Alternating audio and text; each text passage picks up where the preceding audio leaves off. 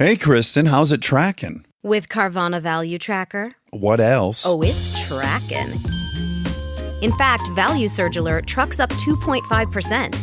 Vans down 1.7%. Just as predicted. Mm-hmm. So, we gonna... I don't know. Could sell, could hold. The power to always know our car's worth. Exhilarating, isn't it? Tracking. Always know your car's worth with Carvana Value Tracker. Is it possible to have a smooth elective labor induction? Why, yes, it is. You're going to hear all about it in this birth story episode with Ginny.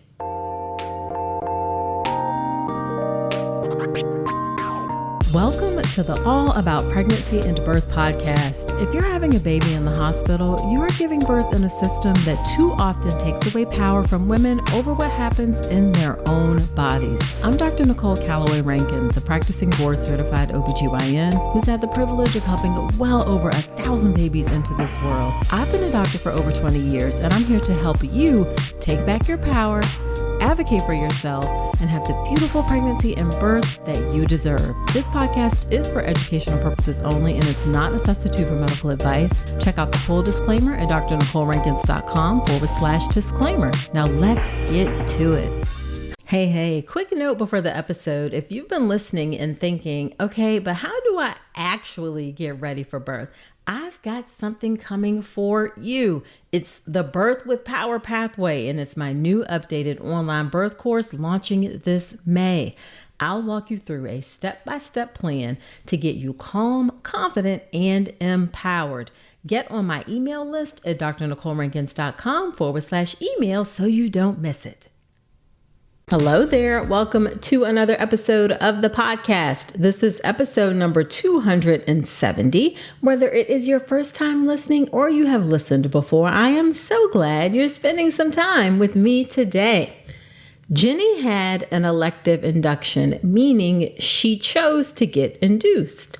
And her induction was, quote, an actual dream and went so smooth. Now, even though her induction went great, Ginny still had some challenges about her experience during her pregnancy. She had prenatal depression that began at 6 weeks and continued throughout her pregnancy and even a bit postpartum. Also, she had many people in her community who were pregnant and giving birth at the same time, and they experienced some serious complications, including miscarriage, preeclampsia, premature birth, a shoulder dystocia where someone's baby had a broken clavicle, and then even a stillbirth. All of this happened while she was pregnant. So all of these quote unquote rare complications happening during her pregnancy understandably made her really anxious during her pregnancy. And she's going to share how she managed that in the episode. She really came to realize that pregnancy and birth doesn't happen in silos. We can be deeply impacted by the things that happen in our community, and it can be challenging to hold both joy for yourself and sorrow for others at the same time. This is a really insightful episode in terms of the gamut of experiences that can happen during pregnancy and birth, and I know you're going to learn a lot from it. You will also learn a lot from coming to join me in my free live class, Make a Birth Plan the Right Way. In this class, you will learn how to make a birth plan that actually works to help you have the birth that you want, because those templates and forms that you get online, they do not cut it. Come join me in my free live class. Everybody loves it. Register for it at drnicolerankins.com/birth plan. And at the end of the class, I stay and I do office hours Q&A where I answer any questions you have about pregnancy and birth. So I would love to see you in the next live class. All right, let's get into the birth story episode with Ginny.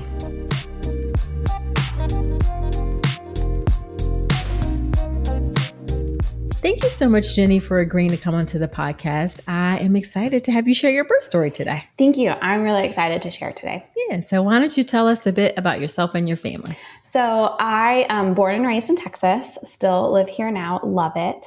I am actually a pediatric audiologist. So I spend my days helping children and families who are deaf or hard of hearing. Okay. And so I love my job. And then I live with my husband and our dog, Caboose, and our almost 8-month old baby. Okay. All right. I love it. Isn't it like crazy hot in Texas? Oh, it is. Yes, it's very hot. And honestly, I think that's part of being pregnant was being pregnant in like August in Texas. I think it's like already in the hundreds now. Oh my God. And it's like June? Okay. All right. That's a lot. Well, I'm glad you still love it anyway. And I'm glad you also love your work. I'm sure it's very rewarding to do what you do. Yes, it is. It is. It's hard, right? Some hard stories, but overall it's like a great job. Yeah. All right. Well, let's get into your pregnancy and prenatal care, because in order to understand the birth, we got to understand a little bit about your pregnancy. So first, tell us, what was your pregnancy like for you? What was your prenatal care like for you?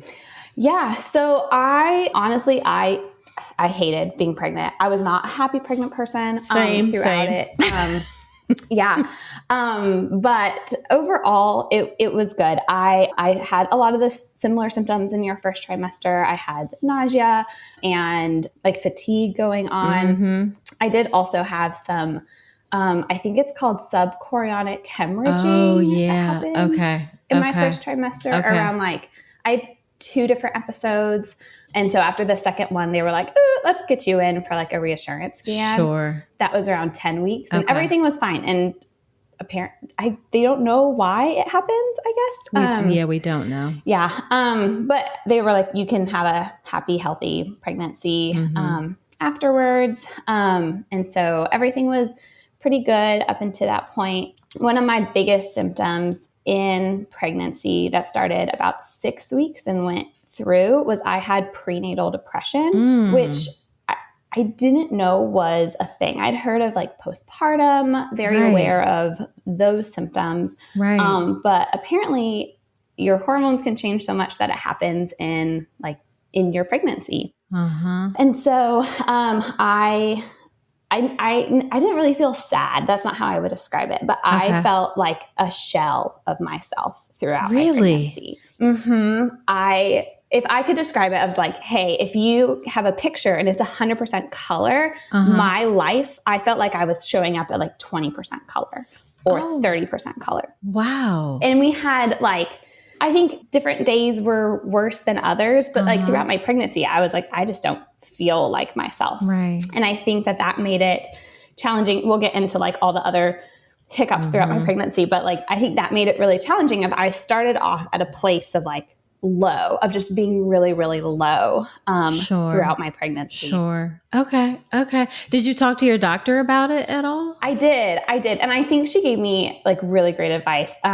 She told me, she said hey, control your controllables, right? If you know that getting as much sleep as you can, eating well-rounded, getting exercise when you can, taking a break, resting, doing social things, all the things that make you feel better, do those things. Right. And then she was like, if you have a counselor, you should go see one. And I already had a counselor set up. So I went and saw her and throughout my pregnancy, and that was really helpful. I never had to see a psychiatrist or have medication. But I did use some other resources to help support me during that time. Gotcha. Okay.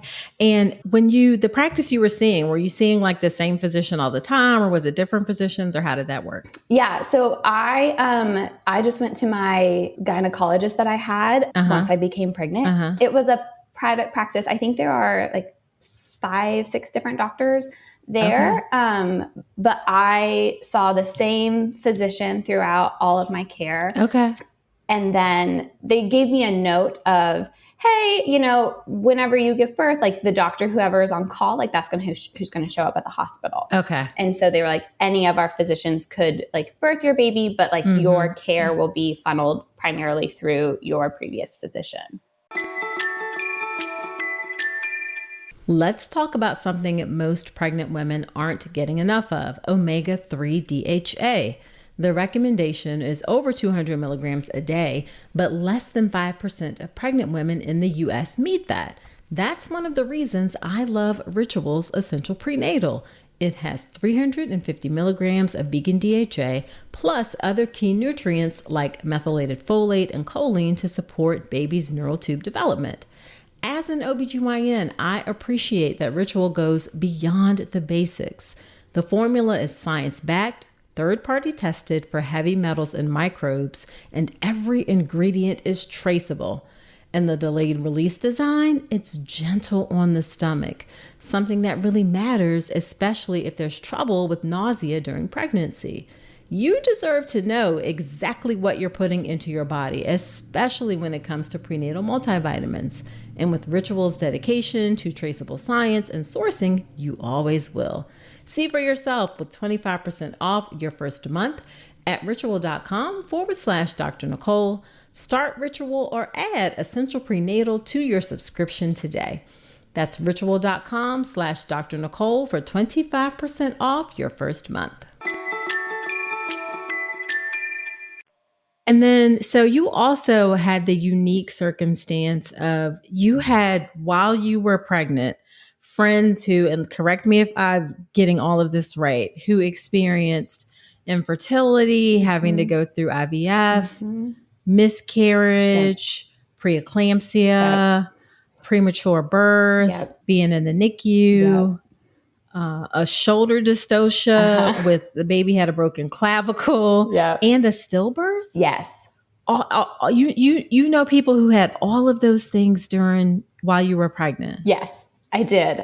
And I think that's one of the things we don't give birth in like bubbles, right? I'm not just here in myself. And I think it's really easy to dismiss a lot of stories like that you see online, or that like, oh yeah, my great aunt told me that she knew someone who this crazy thing happened to. Right. But yes, I think there's beauty in community and being able to like bear each other's burdens. Right. But that was a lot that happened from the time I had a positive test the time that my baby was born, particularly the stillbirth. So like everything else I could like kind of grapple with and kind of, what's the word? Like cope with fairly well and be like, hey, you know what?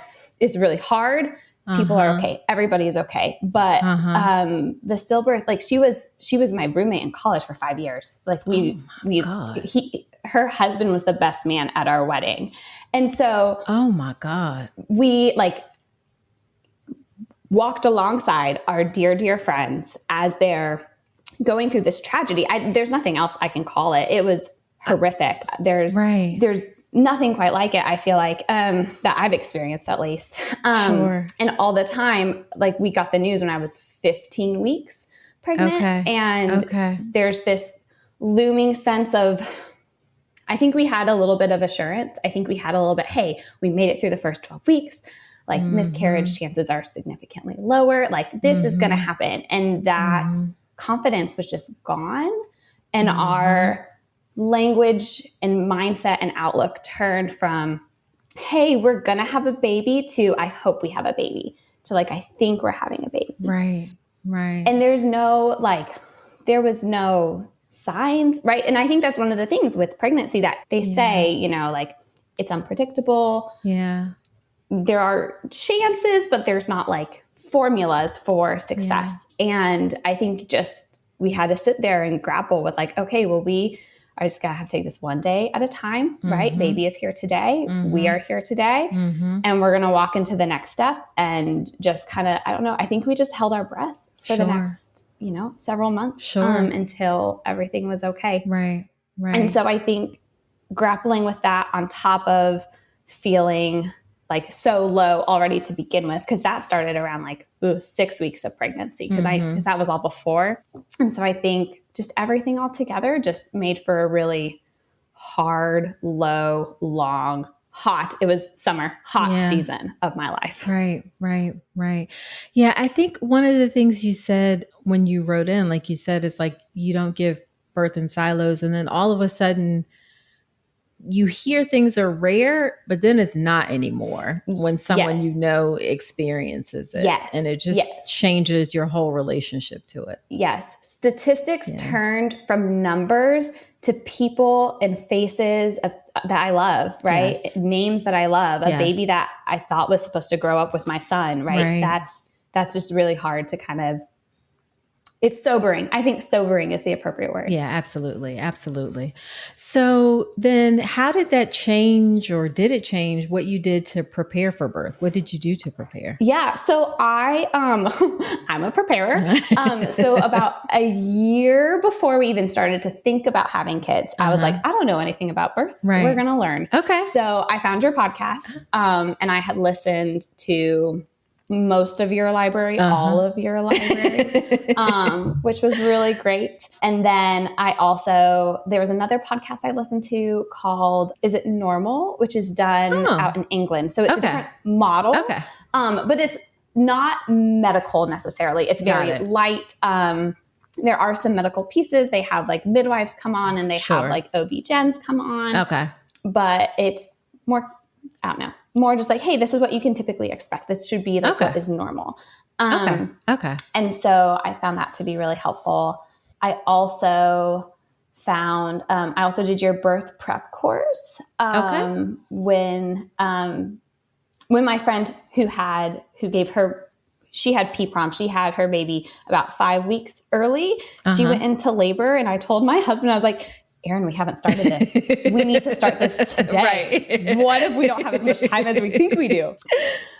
So we did your birth course, and that was fantastic. I was a big fan. One of the things that did change like along the course before my friend had her stillbirth, I remember thinking like, as long as I'm not induced, like everything's going to be fine. I just didn't want to be induced. Okay. I wanted to go into labor spontaneously. I had it in my head of if I am not induced, if my body is already like getting with this process, it's feeling like it can do it, then my labor will be smooth. I won't need a C-section. That was what I had created in my head. I don't think that's necessarily true or have any stats behind it, but that was my like brain formula. Because I was like, the worst thing that could happen would be I'm induced. Right. And then my friend's stillbirth happened, and I was like, actually, no. There are other things that I want to avoid. And so that was like the big shift in my birth plan. Was I went from, no, we're going to be spontaneous birth to,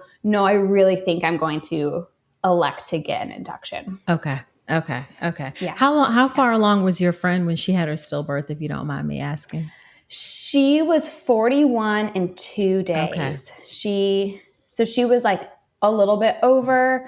She had a beautiful non-stress test at 40. And then at 42, she felt him in the morning. She did her kick counts that night, and baby was gone by that point. Okay. Oh my gosh. So I can see how that would change, and you decide like, when I can get this baby here safely, I want to get this baby here safely. Yeah. I think my body no longer felt safe for them after that event. Got it. And so I was like, and I think I debated between like, should I do 40 or should I do 39? And I went back and forth, but I was like, as soon as baby can get here, we're just going to do it. Okay. Yeah. All right. Was there anything else that you wanted for your birth? You decided that you wanted the induction. Was there anything else that you decided on? So I wanted like, immediate skin to skin. I wanted a delayed cord clamping. We didn't know if our baby was a boy or a girl. Oh, surprises are so fun. Yeah, it was super fun. And so I wanted my husband to like announce if it like whether it was a boy or a girl. It was a boy, surprise.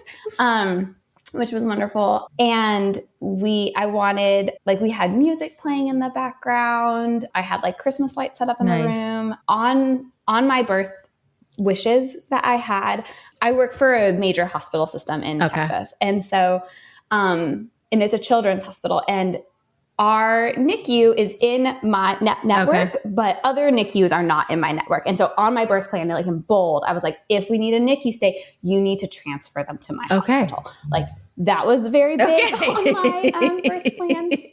And then if I couldn't do skin to skin, I wanted my husband to do skin to skin. But all of that was like really standard practice at my hospital. so I was telling people and they're like, oh yeah, we always do that. I was like, okay, great. Good. Yeah, that's always reassuring. And one of the things that like is the importance of discussing it ahead of time. It just gives you that reassurance that everybody's on the same page. Yeah. My doctor was really good. Yeah. And what were things that you were afraid of about giving birth? I'm sure the possibility of stillbirth, obviously, but what besides that, what are other things that you were afraid of?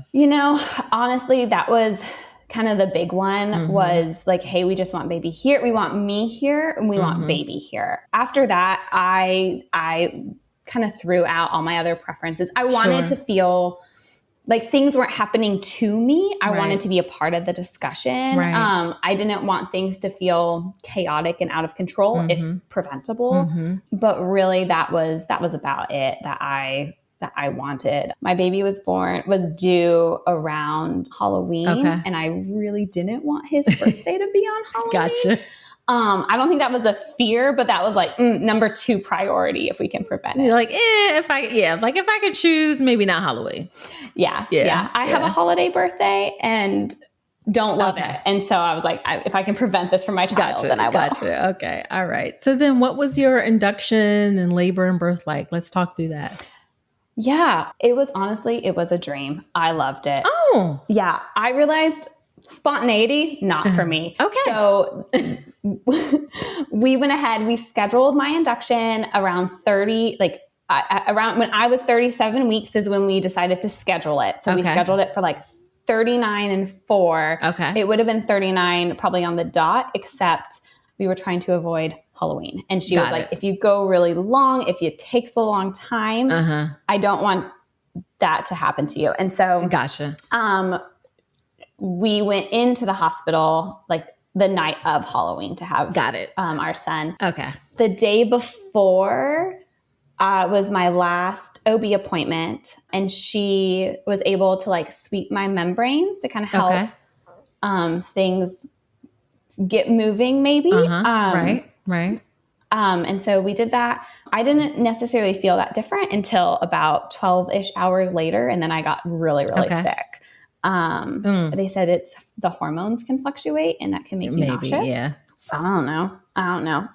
So we went in, it was like checking into a hotel though. We go up to the floor and it's like all quiet because no one wants to have a baby on Halloween. So we're the only ones who are there. Gotcha. The nurses knew we were coming. They were like, here's your room. It was like so peaceful. We went in at 4 and they started me on, I think, Cytotec.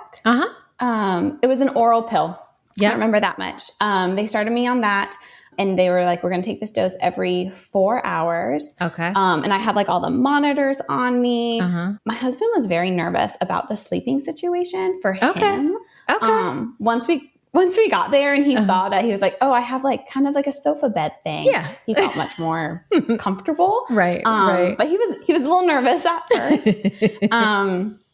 Getting in. And I don't know, I went into it with the mindset of like, if I get more sleep than I do on an overnight flight, then I'm calling it a win. Okay. And it was more comfortable than like an overnight flight. So I thought it was pretty good. Right. So when I got in there, I was at a really great Bishop score of a 3. Okay. For the beginning. And so my nurses were always so positive. They're like, hey, if we're not seeing a lot of like dilation in the beginning, like we're looking for more like that cervical ripening. She said something about like baby going down and something turning. And as long as we have that progressing, like we're not worried if like you're a 1 now and I check you in 4 hours and you're still a 1. Right. And so that was good. There was progress at every 4 steps. I could eat that night and then they let me eat breakfast in the morning. Okay. And then after, I think it was like 8 in the morning the next day, they did a check and was like, okay, we don't need to do another round of Cytotec. We can start you on Pitocin. Okay. At that point, I hadn't had any like pain management because I wasn't really experiencing pain at that point. Right. Right. You could see contractions on the graph, but like I wasn't necessarily feeling them at that point. Gotcha. And so they started the Pitocin and my sweet nurse, she was like, hey, the Pitocin ramps up really fast. And so if you want an epidural, just know that like you have to be still for an epidural. The Pitocin ramps up the contractions, and it can be hard to stay still. Okay. And so I knew I wanted to experience the contraction, and then I knew I wanted to get the epidural. Okay. Because that was toughing it out, or it's not for Gotcha. It's not for me. Gotcha. Yeah. I've heard that if you want a unmedicated birth, you have to want it. And I didn't. Okay. And so I was like, I'm gonna peace out. Yeah.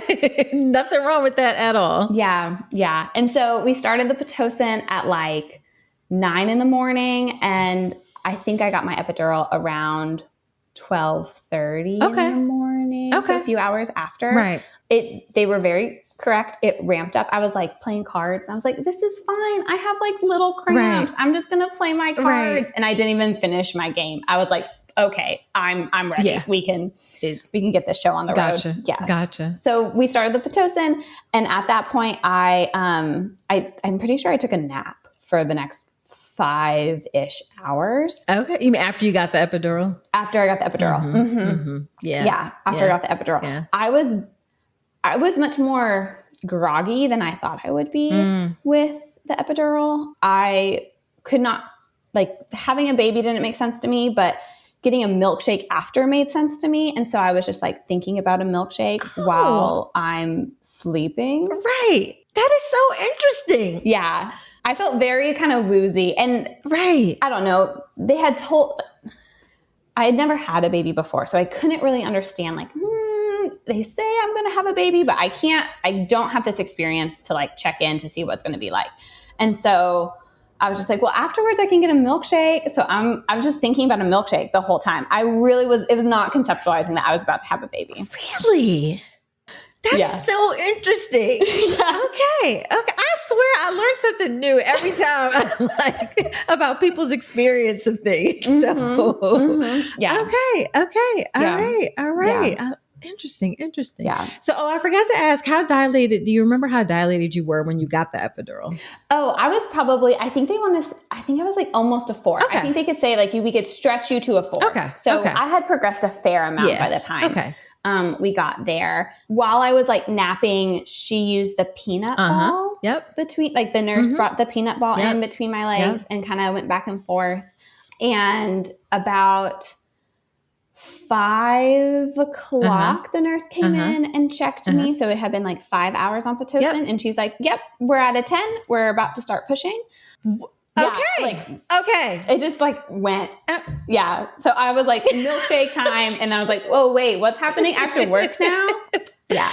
Okay. Yeah. All right. Yeah. Has your water broken at all? They broke my water. Oh, yeah, that happened. They broke my water. It was after I got my epidural, maybe about like 2 o'clock, 1 o'clock, something like that. Because I passed out real hard in between like some of those hours. But they did break it themselves. Okay. Yeah. Okay. All right. Yeah. So then she comes in and it's like, okay, it's time to push. And you're like, okay. Yeah. So we start moving around to push. She had me push on my side for most of the time. Also, she comes in, she's like, we're going to do practice pushes.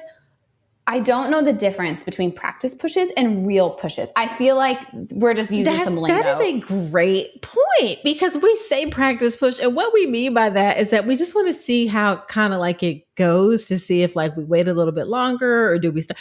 That is interesting. That see, this is an example of like, we know what we mean, but we didn't probably explain that. You're like, what is practice versus real push versus right. I was like, I'm just gonna push. I'm still pushing.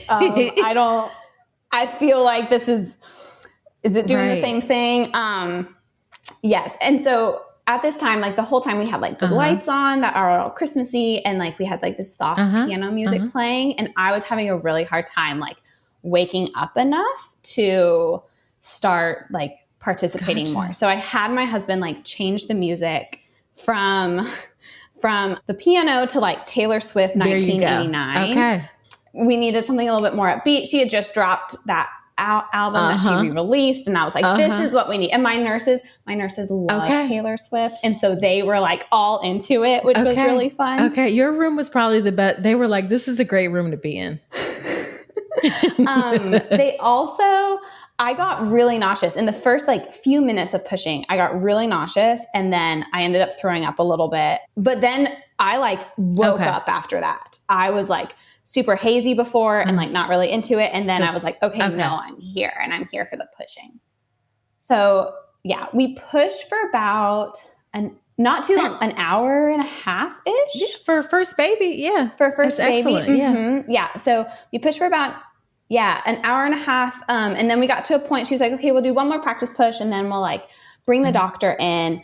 And the whole time I wanted like a progress bar to show me like, cause everyone's telling me you're doing so great. You're doing so great. And like, I don't think you would tell me if I was doing bad, but I want to know like, are we close to baby being here? Do I have another like few hours of this? And like, I guess they might not know, but I was like, if I could just like visualize like where am I on this journey? That would be amazing. Yeah. Yeah. Yes. So she was like, we're going to do one more practice push and then I'm going to go page the doctor to come in to have like the final push and have baby here. And so we start to do that last push and she's like, oh my gosh, stop. Okay. Baby is coming.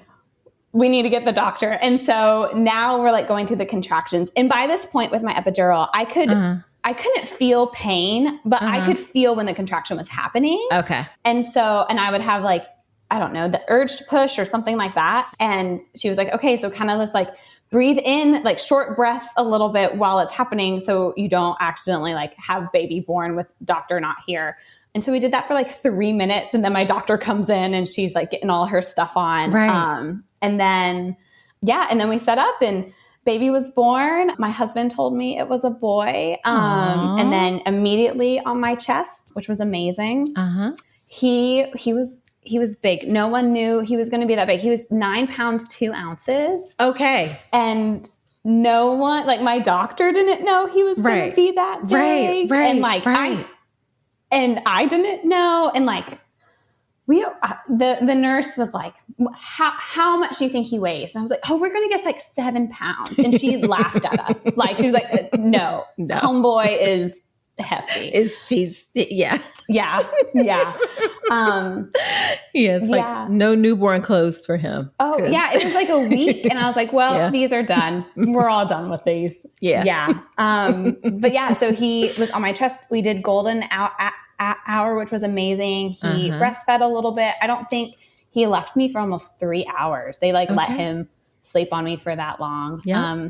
Which was like amazing. It was so good. It was so good. Okay. So he stayed with you. They came to check on him in the room and did anything they needed to do with him there. Perfect. Yeah. That's how it should be. Yeah. And did you have to get any stitches or anything? I did. I had a 2nd degree tear. Okay.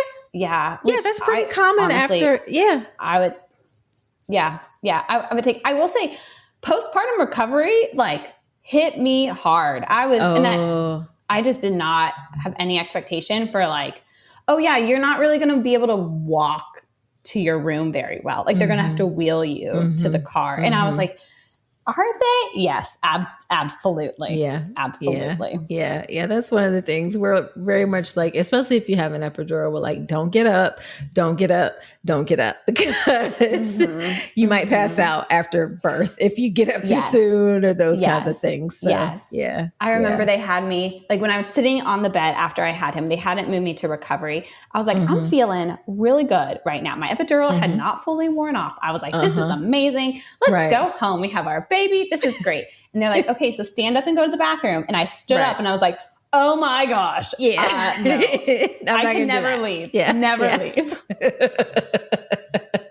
Oh my goodness. So then how was the rest of the postpartum period like for you with breastfeeding? And also, did you have any issues with depression at all? Yeah. So breastfeeding was really, really smooth. I took courses beforehand through Aeroflow. That was through my insurance. They're fantastic. Okay. And I had a huge support of people who I could reach out to with issues and problems, but baby ate super great the whole time. He was a big kid, so he was never at like a risk of like losing it. Yeah. He would sleep really well. And so that breastfeeding all went well. And like, I felt infinitely better after having a baby, and like both physically and mood wise, like I was like, wow, I feel like a new person. Right.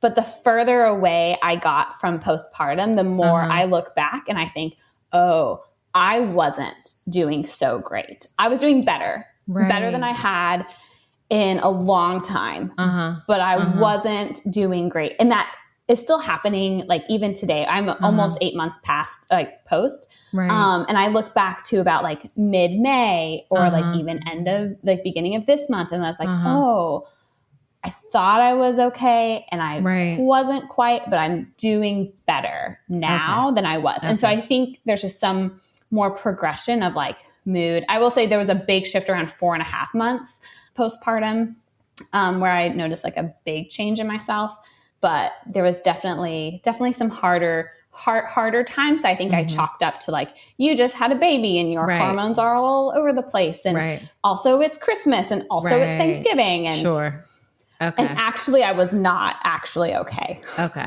Okay. Did you continue to see your therapist?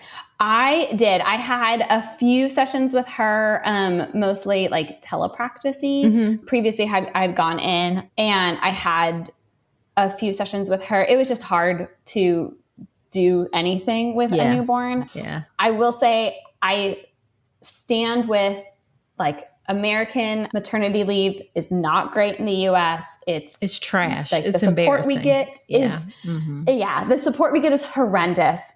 For me personally, going back to work was an anchor in my life of like, this is something that is consistent. This is something that is familiar. This is something that I can step into and kind of put on who I was before and feel a little bit more like myself.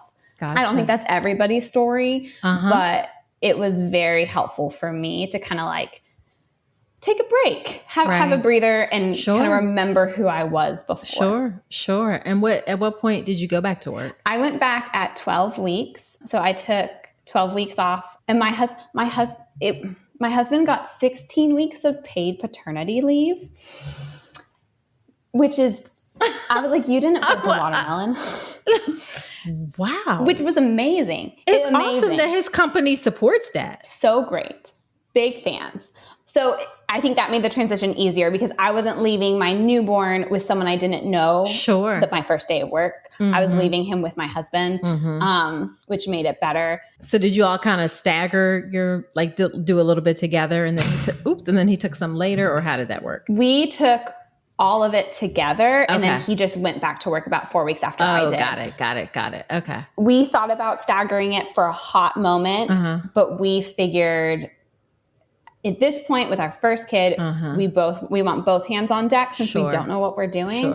And also it was like, this is like a fun time that we get to spend together as we like welcome our newborn home. True. So that's true.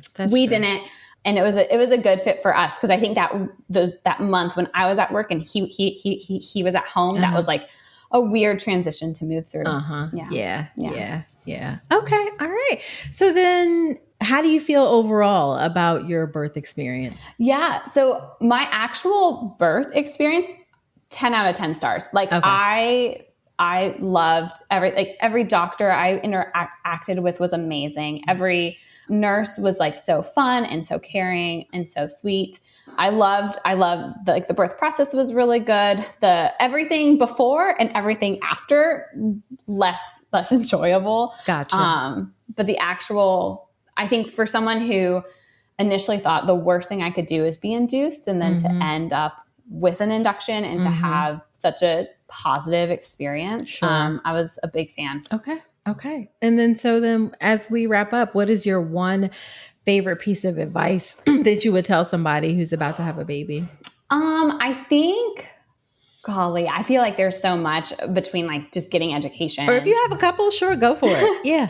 I mean, I think like getting education and being informed is really important, but I think just kind of like identifying what you need and trying to treat that as opposed to kind of like thinking like imposing someone else's health and cares and concerns on yourself. I think that's the biggest thing because my pregnancy looked really different than all my friends' pregnancies, but I had my own difficulties and struggles. And those were the things that I had to address. And that was, I think, most beneficial for me throughout, was like, not everybody wants to be induced at 39 weeks, but I do. And that's okay. And not everybody wants to, like, has to go do this other thing, but they might need to, and that's okay. And so I think that would be my biggest piece of advice. Gotcha. I love that. So where can women connect with you? You can say nowhere. Yeah. It's totally optional. Not really anywhere, but you can listen to this podcast again. Yeah, that's a smart move. Yeah. Yes. I don't blame you. All right. Well, thank you so much for agreeing to come onto the podcast and share your story. I really, really appreciate it. It was so helpful. Thank you for having me. I'm happy to share. All right. Wasn't that a great episode? I so appreciate Ginny coming on to share her story. And after every episode, when I have a guest on, I do something called Dr. Nicole's Notes, where I talk about my top takeaways from the conversation. And I have several Dr. Nicole's Notes from my conversation with Ginny. Number one, it is okay to choose a labor induction. There's a lot of talk sometimes on social media about you shouldn't be induced, but really it is a personal choice about what works best for you. If you want to be induced, as long as you understand the things that go into labor induction, that is totally fine. It is a personal decision and one that you have to make for yourself. Number two, I really appreciate how Ginny said that going back to work helped her feel more like herself. This is totally normal.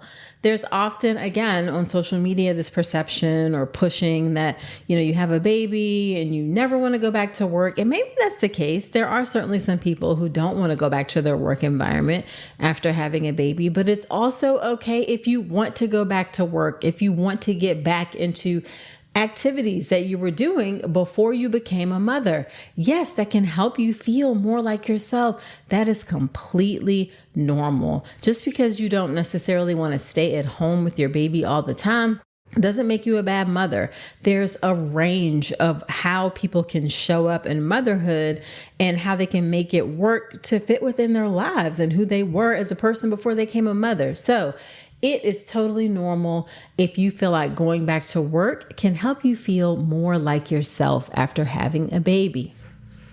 Okay, number three is that it can be helpful to change up the energy surrounding your labor. Sometimes calm and peaceful doesn't cut it. Ginny went from piano music to Taylor Swift, 1989. Sometimes you need to just change the energy, the mood in the room. Calm doesn't do it. Sometimes it needs to be anger. Sometimes it may need to be cursing or yelling, but you may need to flip up the energy. Not all birth is calm and peaceful. Sometimes it just needs to have a different energy in order to happen. Now, I will say what's important for all birth, though, is a positive energy. Even if it's not calm, even if it has a little anger in it, it needs to be positive. She had positive nurses. She had positive doctors. The lights, the sounds in the room, all of those things were important to create a positive energy around the birth. That is very, very important. Okay, next couple of things. Prenatal depression can happen. We don't talk about it a lot. We talk a lot about postpartum depression, which is important, and I think people have more of an awareness of it, but people can be susceptible to having depression that happens during pregnancy. So do be on the lookout for that and get the help that you need, because in order to have a healthy baby, you gotta have a healthy mom. So take care of yourself. If you're worried about depression, then seek help. And then the final thing I want to say is that sadly, sometimes bad things happen in pregnancy and it's not anybody's fault. Nature is not always kind. Her friend had a stillbirth at just over 41 weeks. That is incredibly rare, but rare is not zero. So unfortunately, sad things sometimes do happen in pregnancy. Difficult things do happen in pregnancy. And we just need to be aware of that and recognize that. Again, not common, but it is a possibility. Okay, so there you have it. Please share this podcast with a friend. Also, subscribe to the podcast wherever you are listening to me right now. You can leave a review in Apple Podcasts. I'd love to hear what you think about the show. You can also let me know what you think about the show by sending me a DM on Instagram. I'm on Instagram at Dr. Nicole Rankins. And I would love to see you in my next live birth plan class. Make a birth plan the right way. Grab your spot at drnicolerankins.com/birth plan. So that is it for this episode. Do come on back next week and remember that you deserve a beautiful pregnancy and birth.